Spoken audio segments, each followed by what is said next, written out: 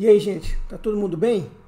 Hoje não dá tempo para dar muitos bons dias não, porque temos que correr com o vídeo, porque hoje corre o risco da gente bater o recorde como o vídeo mais longo desse curso, e se isso acontecer, nós vamos mudar o bebezinho nervoso. Eu vou colocar um outro bebezinho nervoso no lugar para caso a gente consiga atingir esse marco de vídeo mais longo.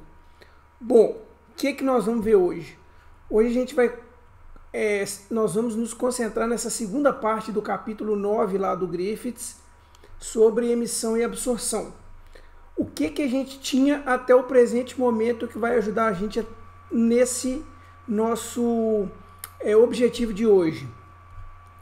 A gente fez toda uma teoria envolvendo teoria de perturbação dependente do tempo, para ajudar a gente a descrever o processo de absorção que leva um átomo de um estado fundamental para um estado excitado, usando um sistema de dois níveis que iria descrever ali essa transição do nível A para o nível B, nível A sendo o nível de menor energia, nível B sendo o nível de maior energia.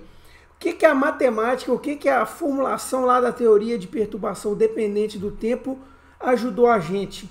A gente chegou no cálculo da probabilidade de transição e a gente fica dependendo só desse elemento de matriz aqui, que vai variar de sistema para sistema. Então, definir um sistema, qual que é esse elemento de matriz aqui? Você calcula, tem lá a probabilidade de transmissão, que varia senoidalmente com o tempo, e com a frequência ela tem essa característica aqui de ser uma probabilidade máxima, quando a frequência de perturbação está sincronizada com a frequência que descreve a diferença de energia entre os níveis A e B.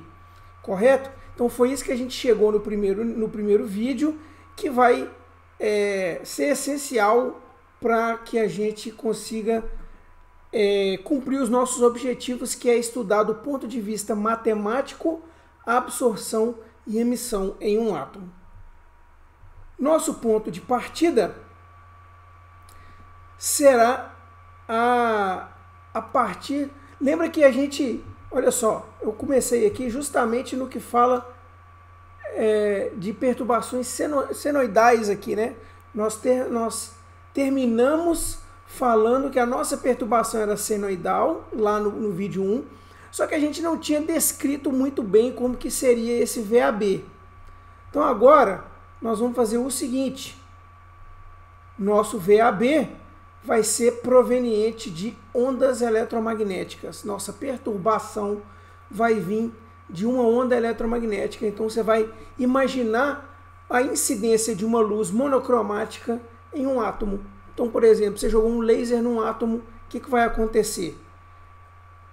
O átomo vai responder ao componente elétrico dessa onda eletromagnética. Beleza? É o campo elétrico dessa onda eletromagnética que vai fornecer energia para esse elétron subir lá para o estado excitado. Então aqui, você tem aqui o campo elétrico, né? Aliás, a onda eletromagnética aqui, em destaque o campo elétrico. Nós vamos colocar o campo elétrico paralelo ao eixo Z, e essa onda eletromagnética ela estaria na direção de propagação Y aqui, por exemplo, né? Mas é importante a gente lembrar que nós estamos colocando o campo elétrico oscilando paralelo ao eixo Z. Isso vai ser importante, tá? E aí, ó, campo elétrico, ele vai ter um máximo e vai ser um cosseno de ômega t na direção Z. Isso aqui vai ser fundamental para a gente montar o nosso hamiltoniano da perturbação, que vai ser esse aqui.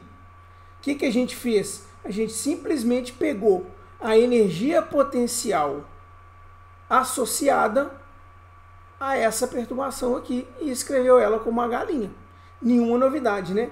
Q é 0 vezes um R ou um X aqui, ou uma variável que denote o espaço, né? No nosso caso, essa variável vai ser a direção Z, porque essa oscilação ocorre na direção Z. Tá? Então o tanto que esse campo eletromagnético é grande ou pequeno, vai ser função de... bom, na verdade vai ser função de y aqui, né? Mas como ele existe só na direção z aqui, né? O campo eletromagnético ele existe na direção z, então a gente vai colocar ele aqui nessa energia potencial associada à presença desse campo elétrico na direção z, tá? O fato dele oscilar na direção y, nós não vamos colocar porque a gente vai imaginar que o átomo vai ser muito menor do que essas oscilações que ocorrem, né, essas oscilações espaciais aqui em y. Você vai imaginar um campo elétrico aproximadamente constante na região próxima ao átomo, mas em Z, tá? Um outro fator aqui é que essa é uma luz monocromática, né? A gente vai dizer que ela depende apenas de uma certa frequência. Então, quando você imagina lá que você está incidindo um laser, por exemplo, você tem ali uma incidência de luz aproximadamente na mesma frequência, todo mundo com a mesma frequência, tá? Com isso, aqueles elementos de perturbação que a gente tinha determinado lá atrás para perturbações senoidais genéricas, eles vão ganhar uma cara. Ó. Aquele H'(BA), ele vai depender desse termo aqui, em que aquele QZ foi transformado em momento de dipolo aqui, ó. E lembra, se eu estou falando de elemento de matriz relativo à perturbação, eu estou falando de elemento de matriz espacial, né? Psi-A, componente espacial, Psi-B. A componente espacial, no caso, é o Z. Então, os elementos de matriz, ó, eles estão embutidos aqui nesse P bonitinho aqui, ó, que vai lembrar para a gente o momento de dipolo elétrico, tá? Então, o momento de dipolo elétrico, ele está fazendo parte dos nossos elementos de matriz agora. Então, o que a gente fez? A gente simplesmente rearranjou tudo que a gente tinha feito lá atrás para uma perturbação senoidal genérica.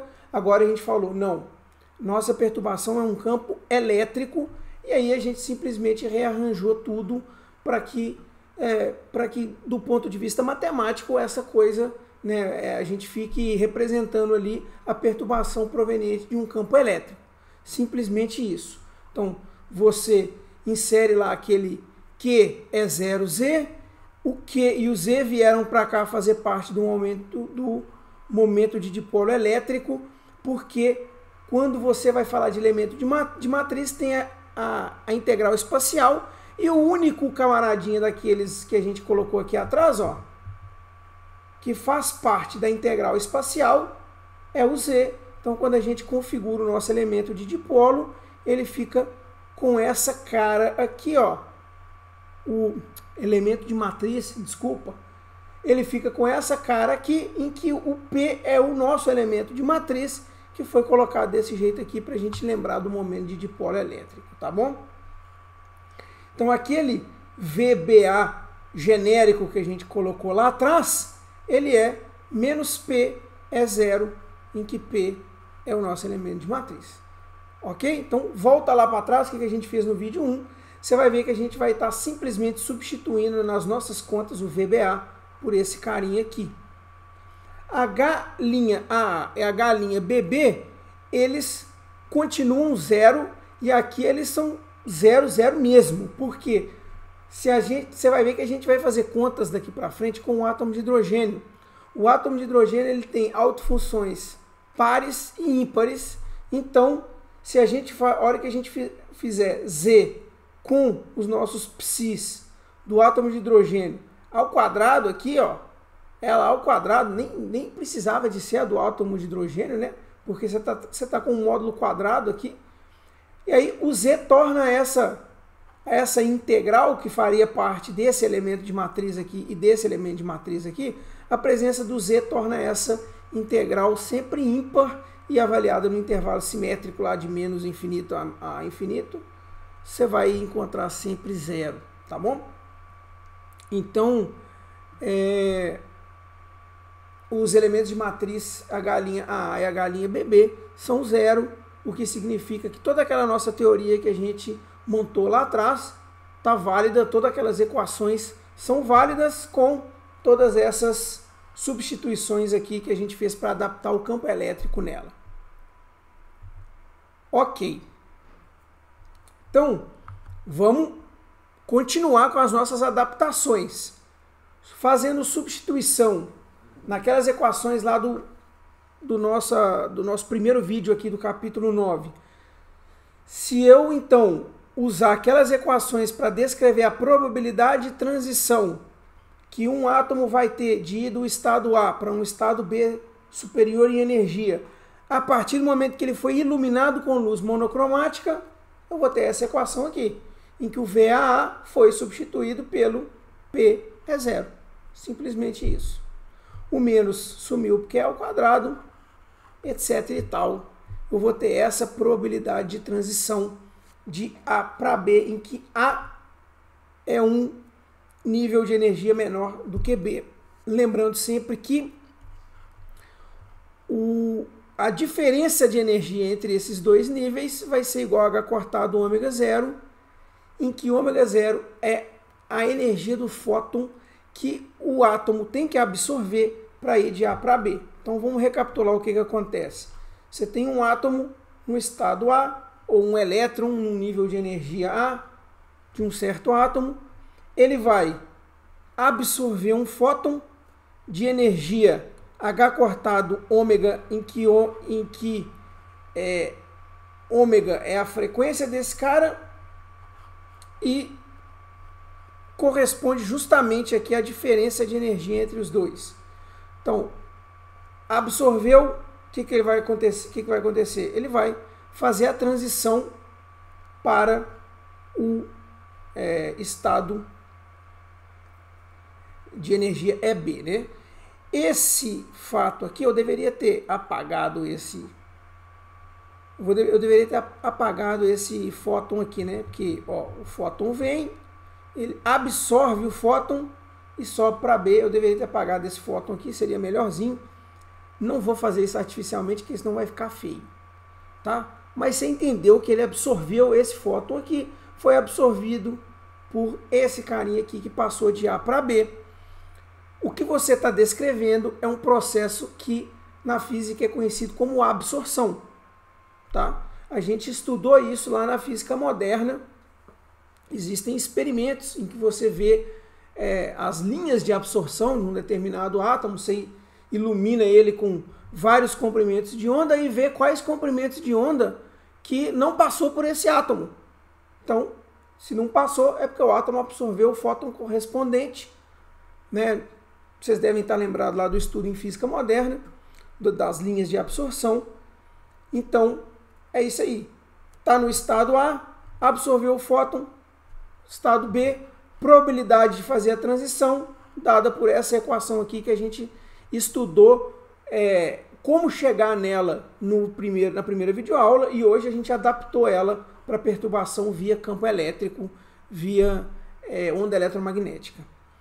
Só que esse não é o único processo que pode acontecer em um átomo que a nossa teoria nos deu ferramentas para estudar. Existem outros dois, a emissão estimulada e a emissão espontânea.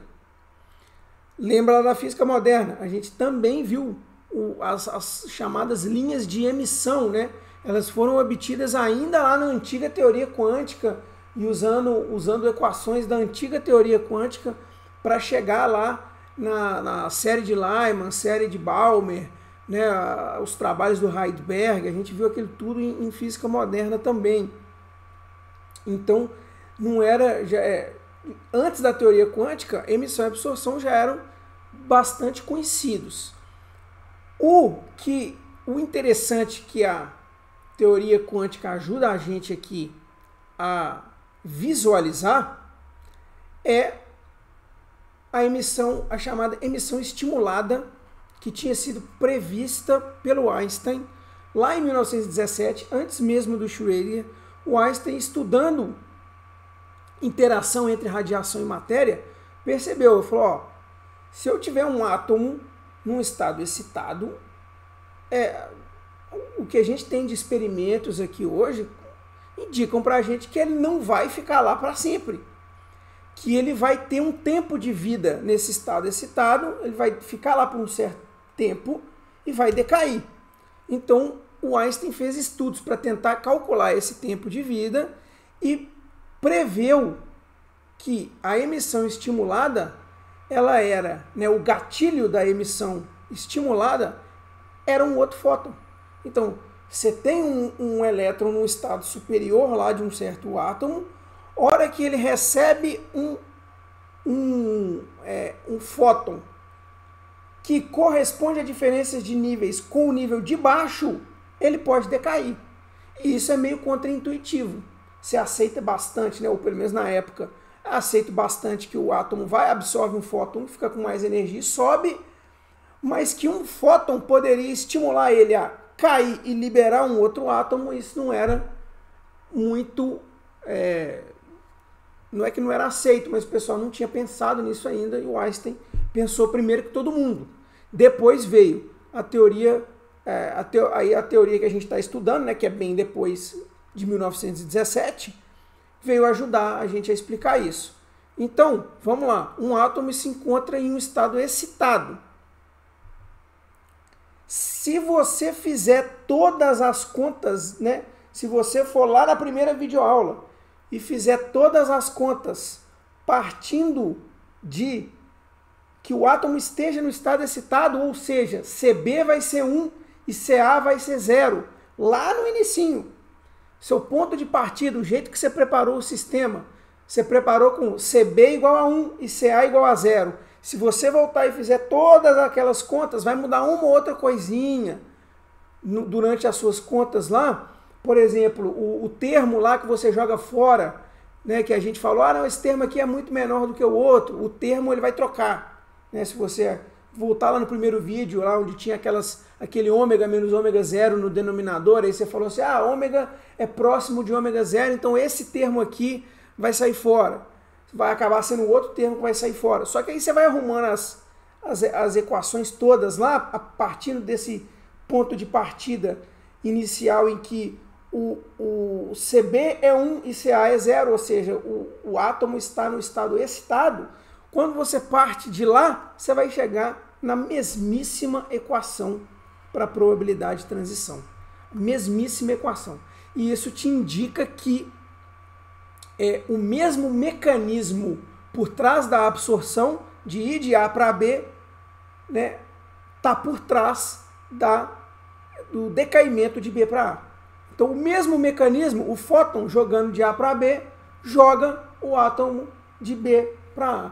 O elétron lá do nível de energia mais excitado para o menos, mais energético para o menos energético. Então, aqui, como que fica isso? Você tem aqui o elétron, ou o átomo, no nível B, ele interage com o fóton, decai, e o resultado disso, aqui, outra vez esse cara tinha que ter apagado. Ó. O resultado disso é que antes eu tinha um fóton, depois eu tinha 2 fótons, porque esse fóton estimulou o decaimento e mais, ao decair, é emitido um fóton em fase com o outro fóton. Isso é muito importante, tá? Todas essas equações aqui que a gente trabalhou, elas estão indicando que quando eu tenho o átomo lá, o elétron, ou o átomo como um todo, se for o átomo de hidrogênio no caso, né? Aqui é mais interessante a gente olhar para um elétron em particular, dentro de um átomo. Então, se eu tenho um elétron num nível de maior energia, e um fóton estimula ele a decair, você está amplificando a luz que chegou nele. Chegou um fóton, saiu 2. E aí a emissão estimulada, né, esse processo é chamado de emissão estimulada porque um fóton estimulou o decaimento. Isso é justamente o princípio de funcionamento de um laser. Certo? Laser é uma sigla... essa sigla que está aparecendo aí atrás desses outros lasers ali, né, bem particulares de uma determinada franquia de filmes e séries de televisão, mas o laser, ele é a sigla para, se a gente for traduzir isso aqui, né, o laser é a sigla de amplificação da luz por radiação proveniente de emissão estimulada. Então, o que acontece para um laser funcionar? Você tem que ter o que a gente chama de meio ativo do laser. Então, por exemplo, um laser vermelho bem famoso que a gente chama de hélio neônio, né, que tem ali a emissão no vermelho, 632,8 nanômetros. Como que ele é? Né, o meio ativo dele é uma mistura de gases hélio neônio a uma certa proporção, para que a colisão entre esses gases, né, as sucessivas colisões que ocorrem ali dentro do tubo em que eles são colocados, provoquem o que a gente chama de inversão de população. Que vários dos... você vai colocar vários daqueles átomos num estado excitado. Então, você não tem muitos átomos no estado fundamental, você tem a grande maioria num estado excitado. Então, você inverteu, né? O normal é que você tenha uma grande população no estado fundamental, mas aí você inverteu isso, jogou todo mundo para o estado excitado, e aí você joga um fóton. O que vai acontecer? Esse fóton vai estimular esse aqui a liberar um fóton, vai continuar se propagando. Aqui eu apaguei certinho, ó, a ideia de que o fóton está se propagando. Aí, esse fóton aqui continua com a capacidade de estimular mais um decaimento, e esse aqui também consegue estimular um outro decaimento. Começa o que a gente chama de efeito cascata.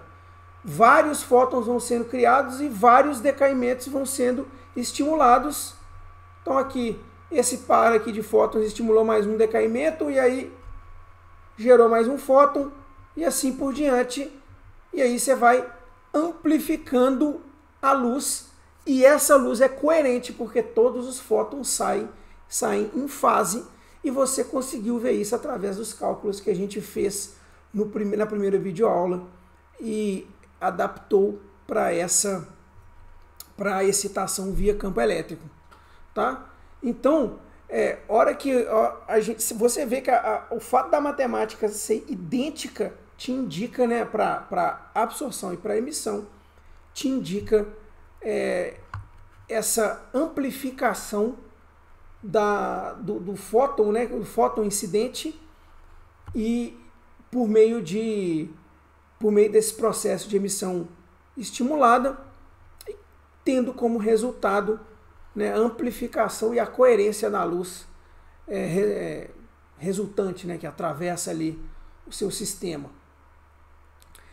Existe ainda um terceiro mecanismo que a gente pode estudar, chamado de emissão espontânea. Então, o que seria a tal emissão espontânea? Logo que a gente vê assim, emissão espontânea, uma coisa vai acontecer espontaneamente, você já começa a desconfiar. Né? Assim como movimento perpétuo, tal, geração de energia, são coisas da física que você começa a desconfiar. Isso aqui é espontâneo. Então, ó, vê se não dá para desconfiar. Olha a ideia. Mesmo sem perturbação nenhuma, aqui eu estou falando que eu incidi um laser e fiz o elétron, o átomo lá, decair de B para A. Só que eu perturbei ele, eu estimulei ele a decair. Só que a gente sabe que se a gente joga átomo de hidrogênio, você joga o elétron para um estado excitado, você sabe que ele não fica lá. Você sabe que ele decai e emite um fóton. Mesmo que eu não tenha um laserzinho lá perturbando ele, mesmo que não tenha perturbação. Então, como que a gente descreveria isso? Aqui, elétron está no nível B feliz e contente, que era para ser um estado estacionário, e plau, decaiu e emitiu o fóton.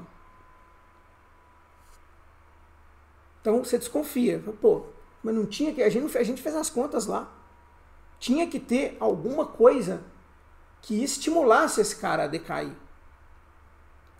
né, o que a gente fez em matéria de matemática ali não veio do nada, veio de uma teoria bastante bem fundamentada, pelo menos até então, né? A gente conseguiu desenvolver ferramentas para descrever bem fisicamente vários sistemas e tal. Nós não tiramos aquelas contas do nada, né? Então, e a gente concluiu que precisa ter alguma coisa, né, um fóton para o átomo absorver e ir de A para B, ou para estimular ele a cair de B para A e emitir outro fóton, né, e dobrar o número de fótons que vai sair dali. Só que essas equações, nossas equações, elas simplesmente não explicam o que a gente está vendo aqui. Felizmente, a eletrodinâmica quântica explica.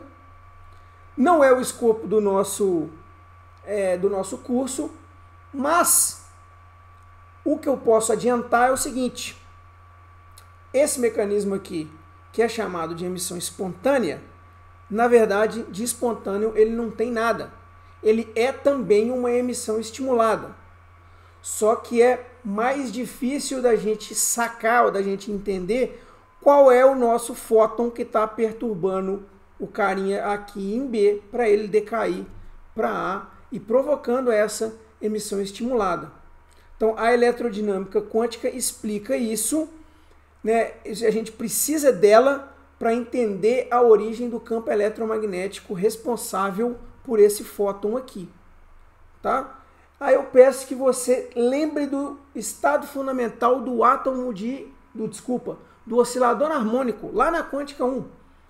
O oscilador harmônico, qual que é a energia associada ao número quântico 0 para ele?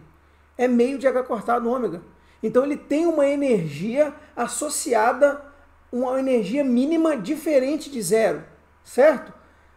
Lá na eletrodinâmica quântica você entende que os campos eletromagnéticos, não existe campo eletromagnético 0. Né? Existe um campo eletromagnético de fundo, né? De fundo não, mas um campo eletromagnético de ponto zero, porque não tem como você isolar um átomo de interação eletromagnética. É esse o ponto. Se você imaginar um átomo de hidrogênio isolado de tudo, não tem interação com temperatura, não tem variação de temperatura, então ele não vai começar a vibrar. Você não tem atração e repulsão nem elétrica e nem magnética por campos externos. Você não tem... ele está desprovido de algum outro mecanismo que vai fazer ele ter velocidade. Então imagina um átomo de hidrogênio extremamente isolado de tudo e qualquer coisa. Ele lá no vácuo, no espaço, interagindo com nada, sem pressão, sem nada. Esse é o ponto. Não é que ele está interagindo com nada. Você tem um campo eletromagnético de ponto zero interagindo com esse átomo. O menor campo eletromagnético que você consegue fabricar não é zero. É esse campo eletromagnético de ponto zero, né, que a eletrodinâmica quântica chama, que vai interagir com o seu átomo que você achou que estava isolado e vai fazer ele decair. Ok? Então, o Griffiths até brinca com isso. Ele fala assim, o lance é que não existe emissão espontânea e emissão estimulada. É uma emissão só. Emissão e é tudo estimulado. A diferença é, se você vai estudar, né, essa emissão a partir do campo que você colocou lá para fazer o elétron decair, ou que Deus colocou lá. Ele brincou e chamou esse campo de ponto zero de um campo que Deus colocou, porque é um campo que está lá. Né? O campo, assim como a energia mínima do oscilador harmônico quântico é meio de H cortado ômega, o campo eletromagnético mínimo não é zero. Você tem um campo eletromagnético responsável pela emissão espontânea. Beleza? Então olha que maravilha. Não é do nada igual pareceu que era. E a gente... na nossa próxima videoaula, né? Nós vamos calcular taxas de emissão espontânea para poder fazer aquilo que o Einstein queria, calcular o tempo de vida de um estado excitado.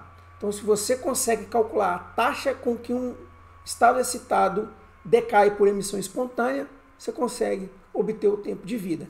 Antes, a gente precisa levar as nossas equações para um estado ainda mais genérico, porque as equações que a gente trabalhou até o presente momento falam que a nossa perturbação é monocromática, coerente e vem em uma direção específica, certo? Nós não queremos isso. Então, e se a perturbação for, por exemplo, uma radiação térmica? A radiação térmica ela pode chegar por todas as direções, tendo todas as polarizações e tendo vários comprimentos de onda diferentes. Então, a gente quer generalizar a nossa equação para descrever a taxa de absorção ou de emissão estimulada. Tá? Para isso, a gente vai começar com o seguinte. Lá da física 3, densidade de energia em função do campo elétrico, você vai usar essa equação para vir aqui no seu elemento de matriz genérico e substituir esse E0 aqui para, né, ter VBA como função de U. Quando você faz isso, você tem aqui a sua equação para uma densidade de energia aqui. O que isso significa? Significa que a perturbação ainda é monocromática, tá? A perturbação ela ainda é monocromática desse jeito aqui. Porém, ela já tem uma cara a partir da inserção da densidade de energia, que se a gente fizer essa substituição aqui, se a gente escrever nossa densidade de energia como um ρ de ômega de ômega, para que ela exista em um intervalo de frequências, você vai ter essa cara aqui, né? Então o U ele veio para cá, né? O U ele agora é um ρ de ômega de ômega, só que a gente precisa integrar isso sobre todas as frequências possíveis, tá? Aí agora a gente vai fazer a seguinte aproximação. Ômega 0 é próximo de ômega. Aproximação que a gente cansou de discutir no vídeo passado. Para que isso? Esse carinha aqui se torna ρ de ômega 0 e eu vou escrever ele do lado de fora da equação, mantendo esse carinha aqui. É uma aproximação. E aqui, você tem aqui, ó, seno ao quadrado de x sobre x ao quadrado dx. Essa integral aqui, usando o que você aprendeu em métodos, né, resolvendo ela pelo método dos resíduos, esse resultado aqui é π. Calma, isso não vai ser exercício. Isso é exercício de métodos, tá? Com métodos você aprende a resolver essa integral, o resultado dela é π. Então, com essa aproximação aqui, você jogou esse cara para o lado de fora da integral e caiu em uma integral que tem um resultado conhecido lá da teoria de variáveis complexas, do método dos resíduos, que é π. Então, para uma perturbação incoerente, né, que você tem ali... Não, ela ainda... Deixa eu ver, ela ainda não é... Sim, ela não é mais coerente, né? Você abriu essa densidade de energia sobre todas as frequências, você está abrindo a possibilidade da radiação incidente ter vários comprimentos de ondas diferentes, né? Ter ali uma distribuição ρ de ômega, né? E aí a sua probabilidade de transição passou a ser essa aqui, ó. Ficou tranquilo, né? Então, essa transição,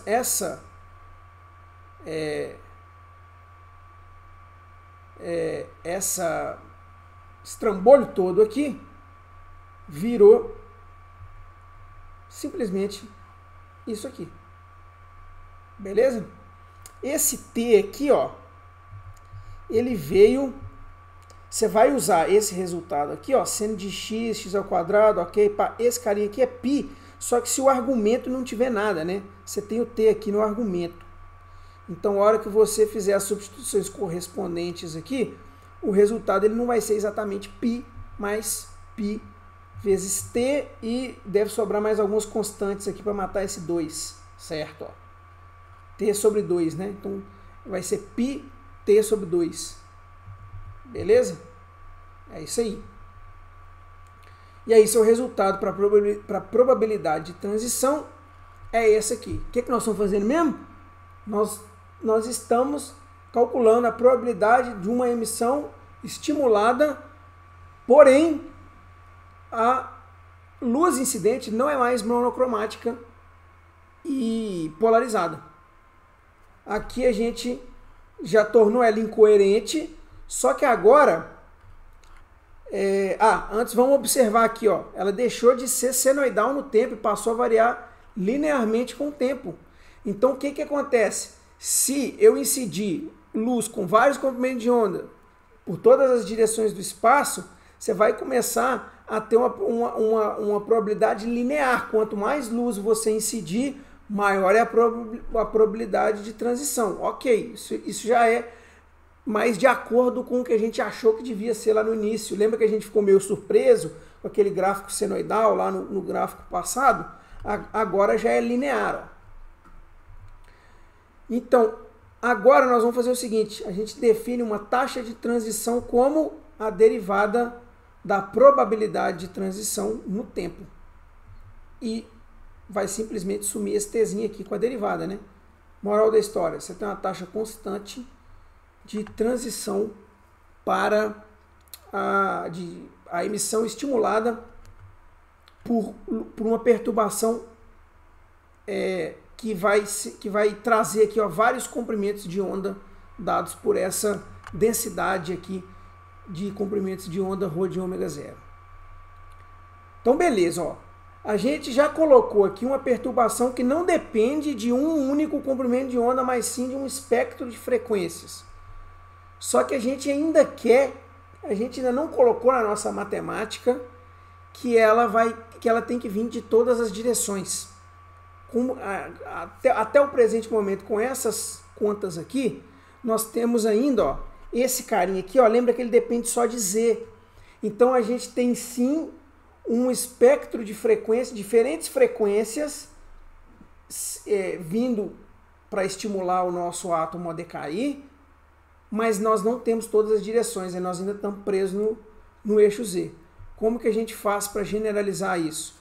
O nosso elemento de matriz aqui, que dependia do momento de dipolo, vai ser substituído por uma projeção em todas as direções. Matematicamente ela vai ser representada por P escalar, um vetor normal aqui, que vai fazer o papel, né, das três direções do espaço, e você vai tirar a média, que é o seu terceiro exercício do capítulo 9. Esses cálculos estão, né, mastigadinhos lá no Griffiths. Isso dá 1/3 do que a gente tinha antes. Beleza? Então, quando você faz... Aliás, não é do que a gente tinha antes não, tá? Porque o nosso elemento de matriz agora é diferente. Não é mais o Z, e sim esse vetor R aqui. Então, mostra isso tudo aqui pra gente no nosso exercício 3.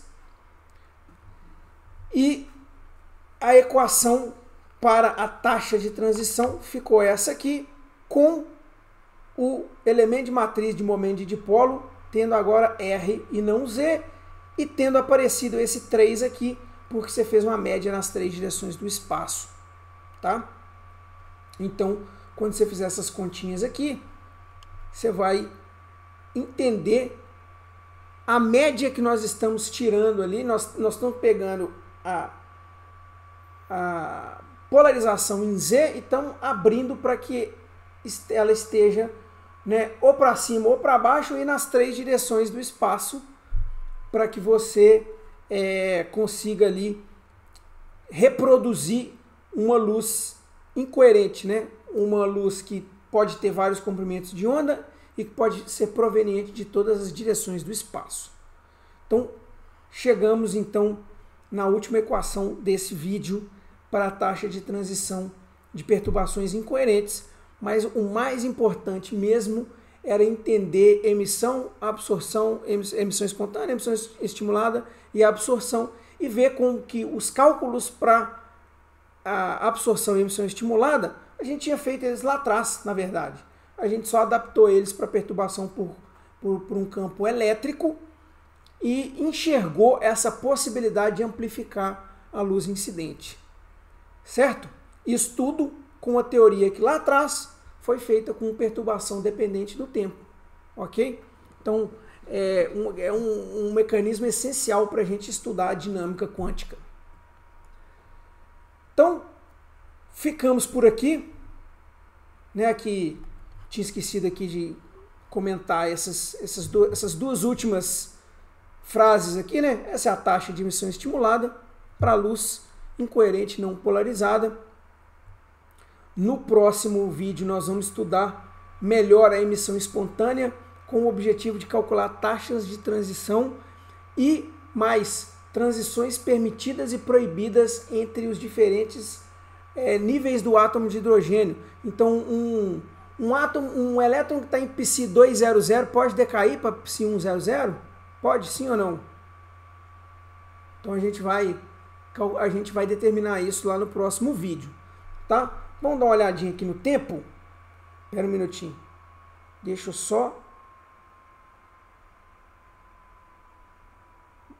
só ver como que a gente está de tempo aqui.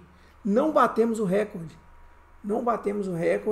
Mas mesmo assim eu vou trocar de bebezinho furioso. Vai ser um outro bebê nervoso dessa vez, porque eu prometi, achei que a gente ia ceder os vídeos mais longos que a gente teve. Não foi o caso, mas mesmo assim